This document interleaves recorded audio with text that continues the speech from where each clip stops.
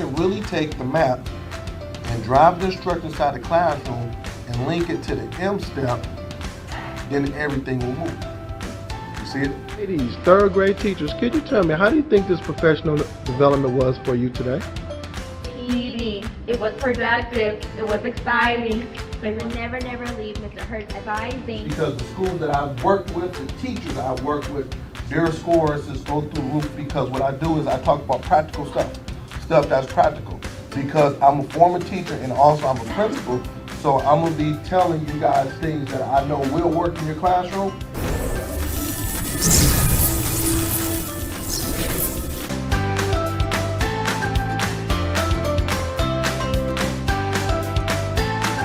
For booking, please. So I believe that, if everybody say it can't get done, I'm like, yes it can, why not? I said, if these kids can't read, then I'm not gonna promote them. All this, mom, dad, I'm gonna look you in your face and say this kid can't read. We let them down. School, parents, we let them down, but I'm not gonna take them to the next grade knowing that they're not at grade level.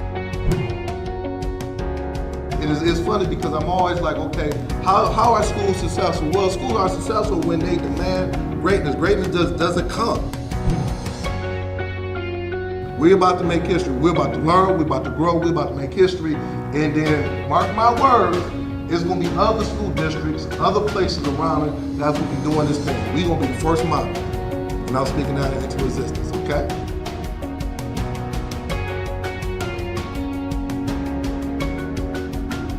For booking, please visit shurtschoolturnaroundspecialist.com.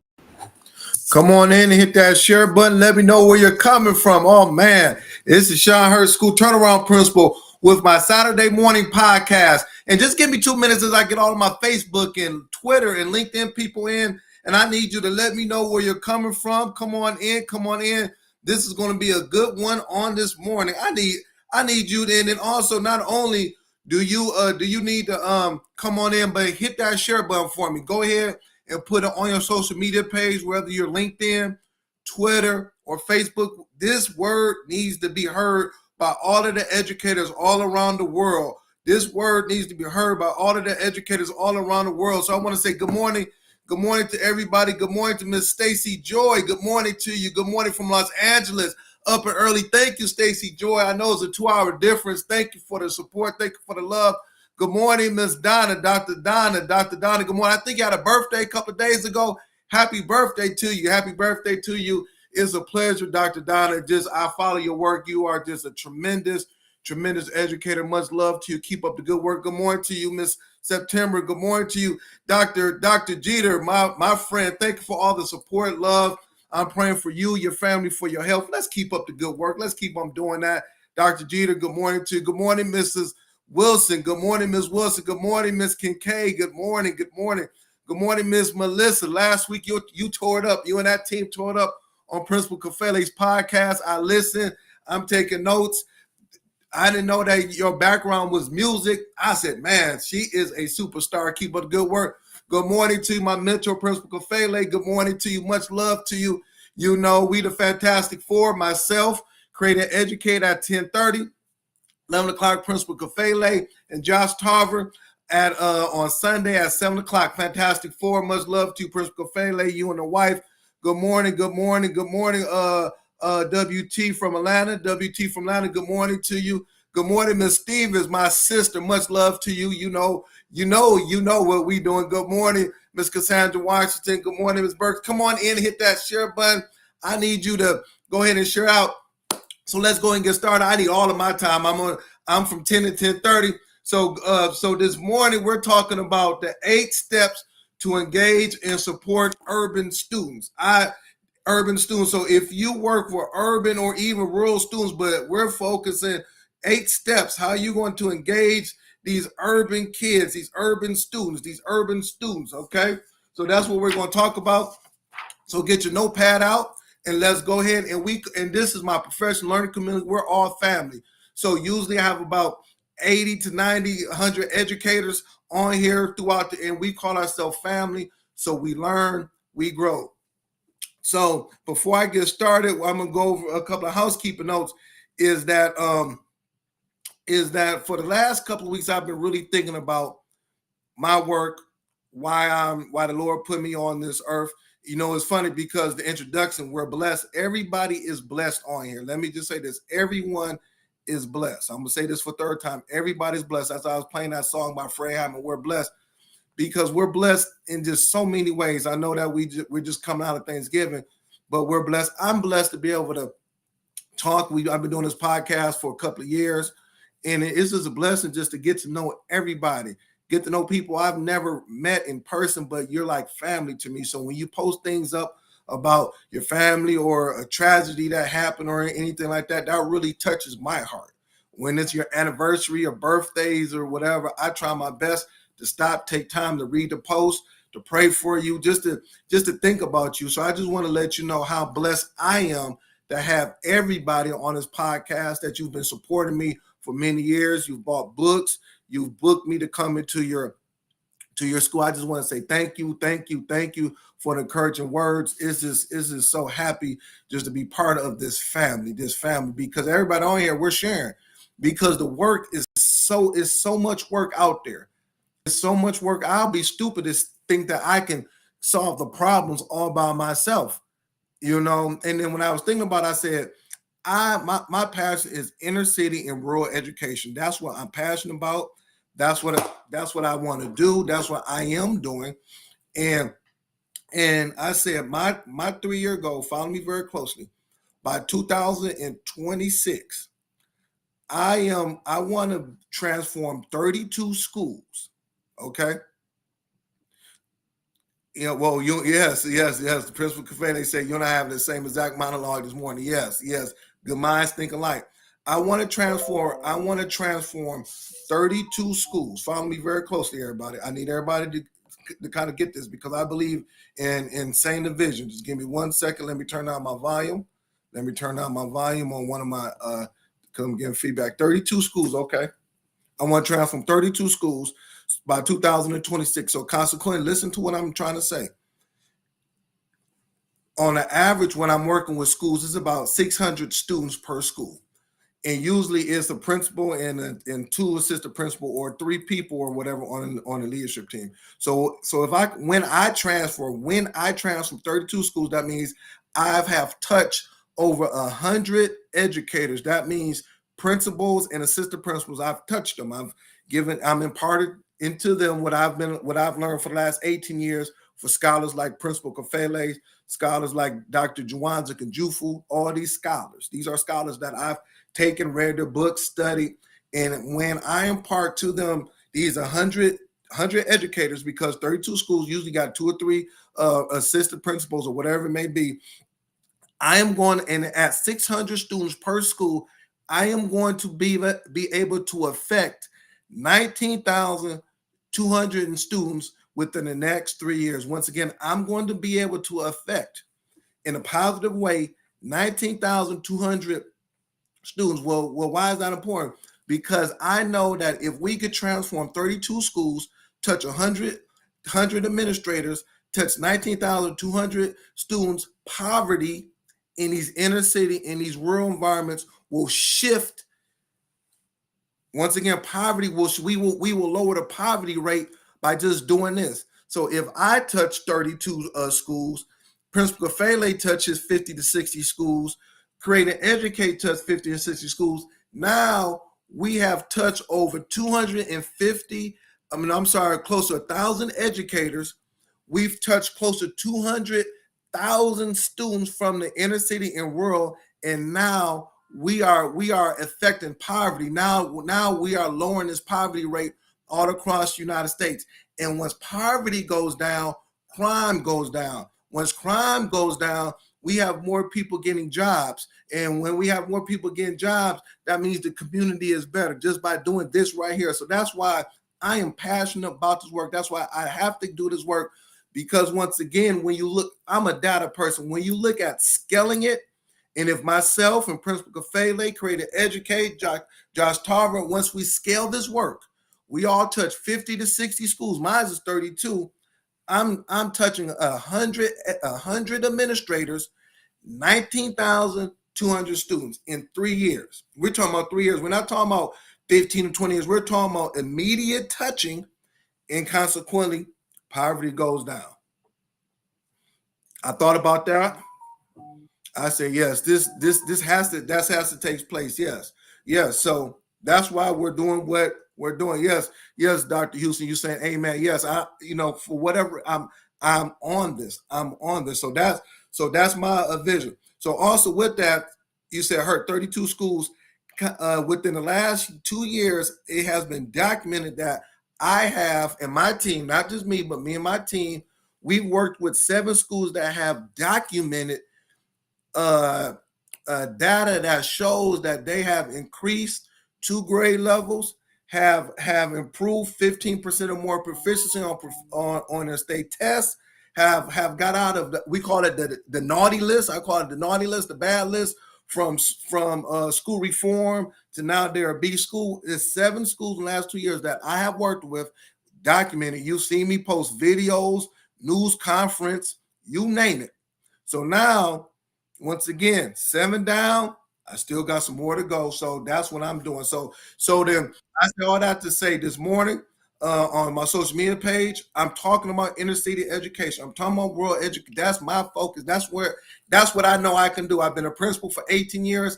I've done it. I lived it. I'm about to transform it. I'm about to transform it. So that's kind of my monologue. That's what I'm going to talk about today. 8 steps how to engage and support urban students. 8 steps how to engage urban students. So this is what I need. Everybody hit that share button. Also, let me let you know that I will be in the next couple of weeks.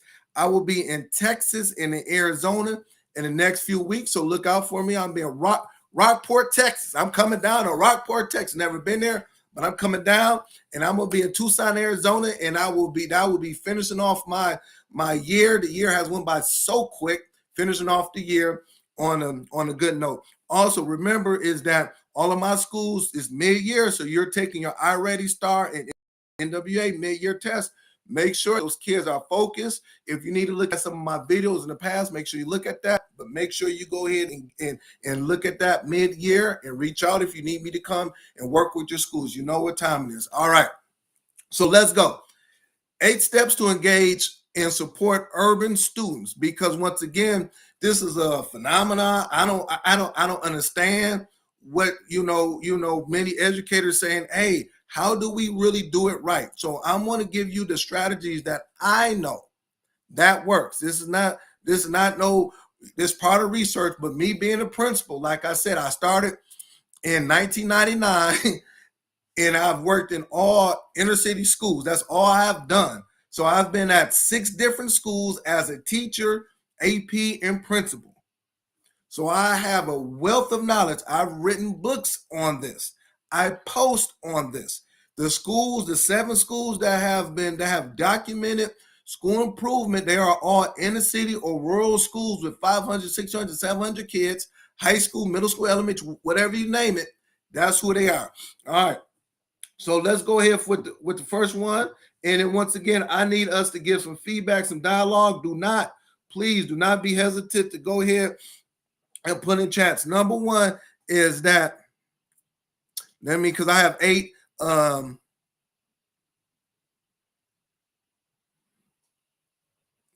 trying to see which. Okay, let's go with this. The misconception by some teachers are students from the inner city are less capable than other students. The misconception is that students from the inner city are less capable than other students coming from the suburban area, and that is a lie. So consequently, what we have done, and I've seen it, is that we lower the standards. So for number 1, we must raise the standards and our expectations for all 800 of those students that's going to come in. Before we do anything else, it's a mind shift. Let me tell you about your mind. The mind shift, if you believe that these students can learn, no matter if their parents, if they come from single family, no matter if they coming from the hood, no matter if it's crack houses on the street, no matter if there's no libraries, whatever that looks, if you believe that these students can learn, you will be able to teach these kids. But if you already believe that they can't learn, there is no reason for you to be in that classroom as a teacher, principal. If you believe that these kids, if you just a principal and hey, I'm just going to accept a check, I'm getting paid, I'm making $130,000, so I'm not going to rock the boat. My $130,000 that I'm making per year with insurance and everything like that has lowered my expectation. I just want to get through the year, get through whatever, and try to get my pension and retire. You're lowering the expectations. You must raise the academic expectations for the students walking into the door. We're talking about inner and rural students. When I was a principal, my expectations was high. I told myself, and I'm going to say this, I wanted to have 1.5 years worth of growth based on our district assessment. And then also I wanted to have the highest state scores in the state of Michigan. That was my expectations. That's what I told my parents, I told my students, and I told my teachers, all of this, and my district. So all of the stakeholders was part of that. So number one, you must raise expectations. I don't care how Raheem looks. I don't care how Raheem smells. I don't care about how Raheem is talking. Listen, we're going to raise these expectations. So that means principals and teachers, you must on a consistent basis tell yourself that these kids can learn. I will have morning announcements, and I put it on I talked about it on my social media. Morning announcements was so big. I took 3 minutes every day, morning announcements to feed positivity into the whole staff, teachers and students. It's 3 minutes out of 8 hours, 3 minutes. I was speaking positivity to them. Okay. So that's the first thing. You must raise expectations. Do not allow those kids to turn in writing assignments when you know that it's crap. I used to tell my teachers, listen, go back and we're going to redo this again. Student work that's put up on the board in a hallway, things like that. How the school look, the cleaning, everything. We're going to raise expectations. Okay, so that's the first one. Yes.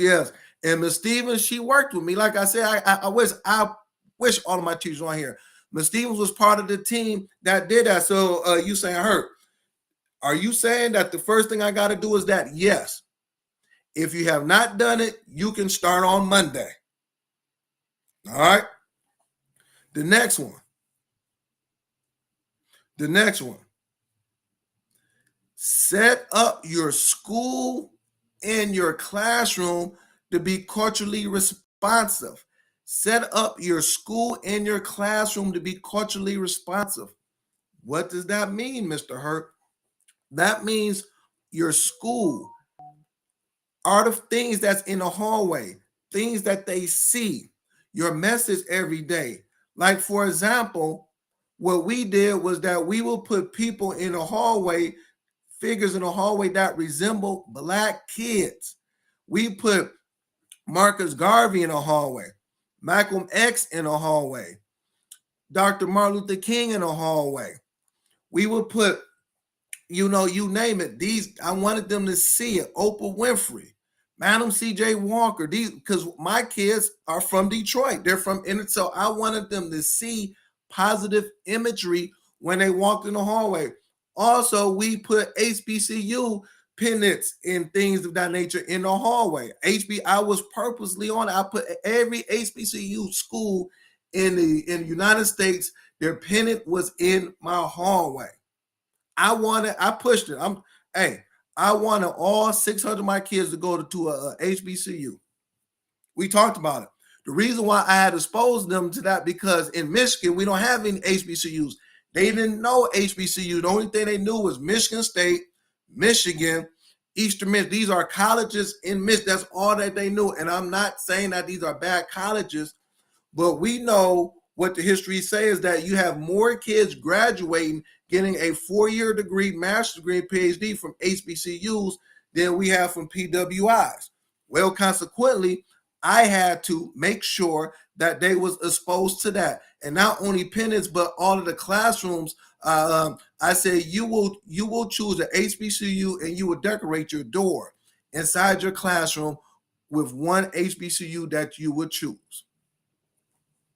Culturally responsive classrooms, culturally responsive hallways, and then also the literature, the books that they read resembled who they were. So I made sure that my reading library, my catalog, I used Title One and Title II money.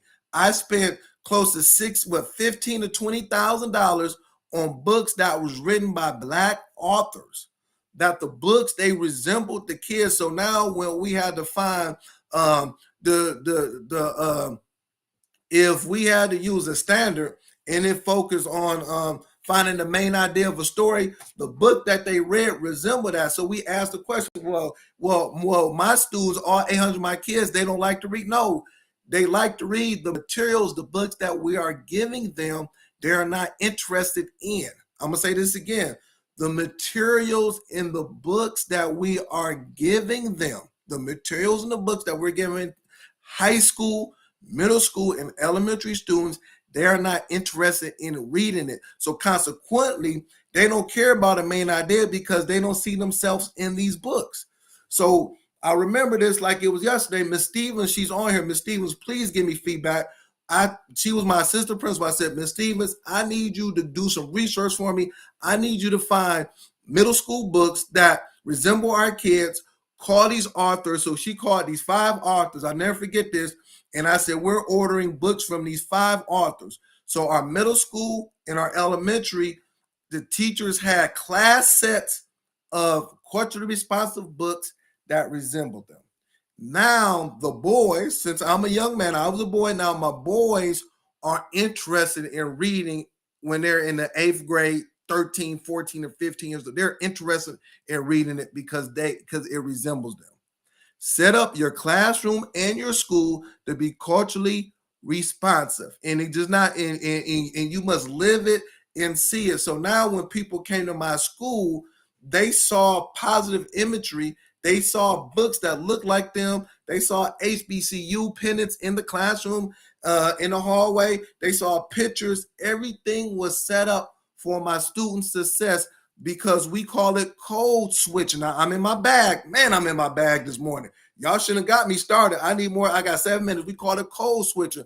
So if I know my kids are coming from an environment that they don't see this, now if I don't change my school, they don't code switch. They say, man, this classroom resembles my bedroom at the house. My bedroom is junky. Now this classroom is junky.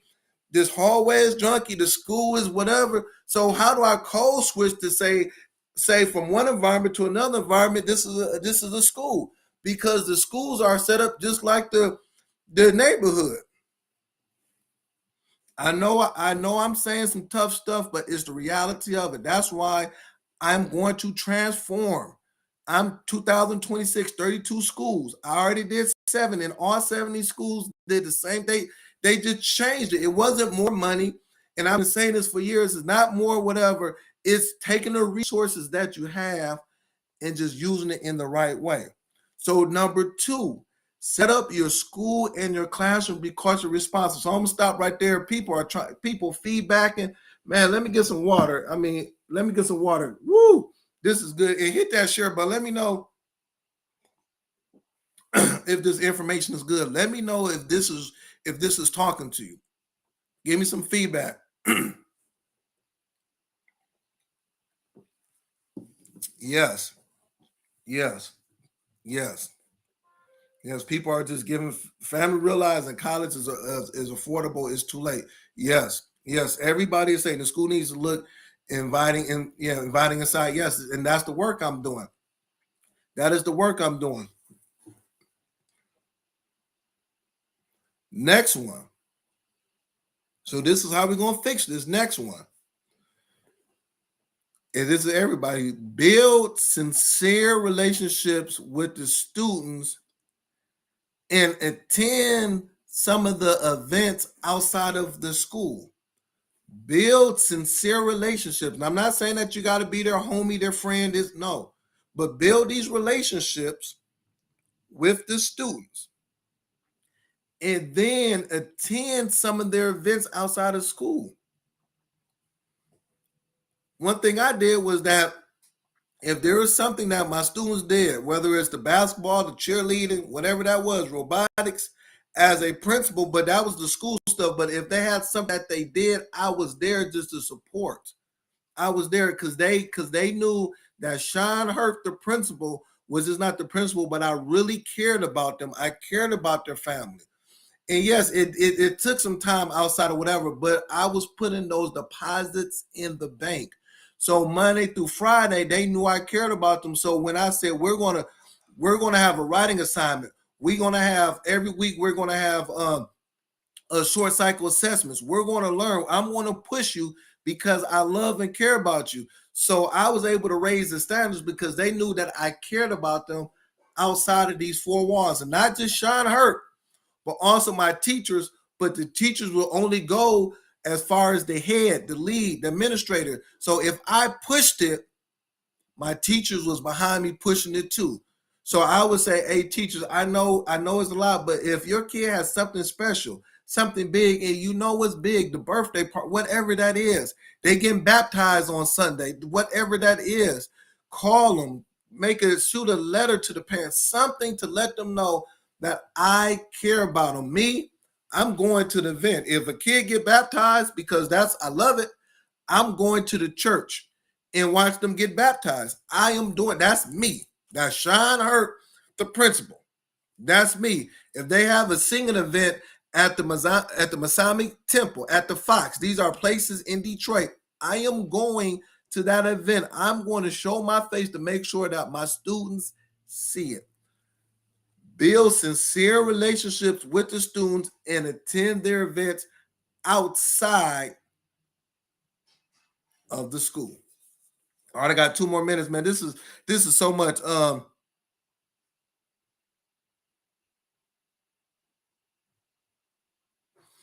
Another one. Allow for alternative activities and assessment so that students may better integrate educational responsibilities with real life experiences. Allow for alternative activities and assessments so that students will better integrate educational responsibilities with real life experience. What are you saying, Hurt? That means everything that they do, everything that we do, we must implement it into real life. We have to say, how can they take prior knowledge from where they're at and implement it into real life? So let me give you an example. Miss Stevens, once again, I'm going to talk about her. She is awesome. She's one of the best educators in the world. If you don't know about it, you got to understand. She was my AP. So we would do our assessments and we would take the assessments, but we will have language. We will have things in these assessments that the kids can identify. So one of the things that we did was that we talked about rap snacks. Rap snacks is something that Master P, the chips, when they got all of these, whatever. So we would say, if Snoop Dogg had 8 rap snacks, the kids knew Snoop Dogg, they knew rap snacks. So now we're taking what they know into an assessment, so now they can kind of figure it out. 8 rap snacks, they lost 4 rap snacks. How much do they have left over? It's math. We wanted to get the kids to know how to subtract, but we used that type of terminology, that type of language. It was all ingrained into what we were doing. It was all ingrained into what we were doing. Okay. So I gave you 4. I'm coming back next week with the rest. It is 10:30. I need everybody to go to Create and Educate. Listen, if you need me to come in and work with your school, please let me know. Please let me know. And let me give you something else. Hold on. Also, if you have not picked up my book, How to Transform Your Inner City School and Raise Student Achievement, pick this up. It corresponds to what I'm doing. You can go on my website. I will put my website on this post, but make sure you pick it up. I need you to pick it up, purchase it for your teachers, purchase it for your administrator, or whoever needs this. If you work in inner city, you need to have this book. I know whatever, you probably can't see it, but make sure you pick it up. How to Transform Your Inner City School and Raise Student Achievement. And inbox me if you need me to help support your school. We have 6 months as the middle of school. Inbox me. If you're in a city rural school, we're going to make this work. You will not. I want you to be one of the other 8 or 9 schools that will be transformed. I did 7. I'm doing 32 in the next 3 months. Next 3 years. We're going to work this out. Thank you. Have a blessed week. Go to Create and Educate. Give me feedback. Give me some love. Tell me if this sounded good to you. Just respond. Say, hey, I really liked it. I'm gonna do part 2 next week. I need you to bring somebody with you. Make sure you go on my social media page, subscribe to my page. I want my subscriptions to go to another level. So subscribe to my page. So like it, brag about it, show this, and I'll see you next week.